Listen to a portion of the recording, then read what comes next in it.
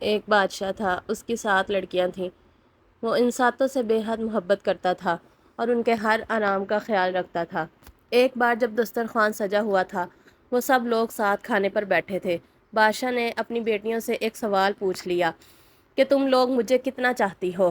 بڑی شہزادی نے کہا، بابا میں آپ کو گلاب جامن کی طرح چاہتی ہوں۔ بادشاہ نے خوش ہو کر اس کو 4 گاؤں دے دیے۔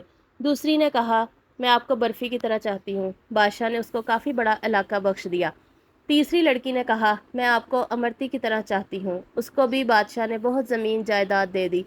اسی طرح وہ سب سے پوچھتا گیا اور سب کو مال و دولت ملتی رہی۔ 7ویں لڑکی سے جب بادشاہ نے پوچھا، بیٹی تم مجھے کتنا چاہتی ہو؟ تو اس نے بہت پیار سے کہا، بابا میں آپ کو نمک کے برابر چاہتی ہوں۔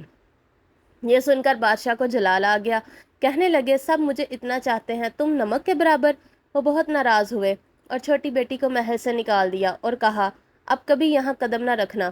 وہ جنگل کی طرف چلی گئی اور پتوں اور لکڑیوں کو ملا کر ایک جھونپڑی بنا کر وہاں رہنے لگی۔ بھوک لگتی تو پھل کھا لیتی، سوکھے پتوں کا بستر بنا کر سو جاتی۔ ایک دن جب وہ سو کر اٹھی تو دیکھا کہ رنگ برنگی چڑیوں کے پر ہر طرف بکھرے پڑے ہیں۔ اس نے ان پروں کو جمع کیا اور ایک چھوٹی سی پنکھیا بنا لی۔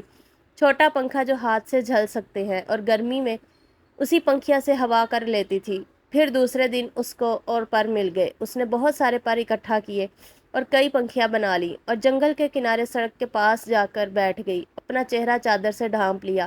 لوگ آتے گئے اور پنکھیاں خریدتے گئے۔ اتنی خوبصورت پنکھیاں انہوں نے کبھی نہیں دیکھی تھی۔ اب تو بھیڑ سی لگی رہتی۔ ایک بار شہزادے کا ادھر سے گزر ہوا۔ اس نے اتنے خوبصورت پنکھے کبھی نہیں دیکھے تھے، سارے خرید لیے۔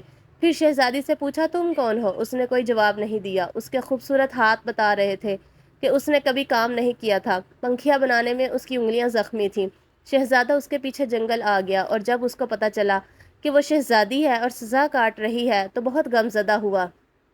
وہ اپنی سلطنت پر واپس گیا اور والدین سے سارا ماجرا کہہ سنایا۔ ان لوگوں کو بھی دکھ ہوا اور وہ اپنے بیٹے کی بارات جنگل لے کر آ گئے۔ دونوں کی شادی ہو گئی، مگر شہزادی اپنے والد کو بہت یاد کرتی تھی۔ وہ خوش نہیں رہتی تھی۔ ایک دن اس نے شہزادے سے کہا کہ وہ اپنے والدین کی دعوت کرنا چاہتی ہے اور ان سے ملنا چاہتی ہے۔ شہزادے نے زبردست دعوت کا انتظام کیا اور بادشاہ کو دعوت دی۔ شہزادی نے کہا، سارا انتظام آپ دیکھیے، مگر اپنے والدین اور بہنوں کے لیے کھانا میں خود تیار کروں گی۔ سارے مہمان آ گئے، کئی دسترخوان ایک ساتھ لگے اور بادشاہ اور شہزادیوں کے لیے اندر انتظام کیا گیا۔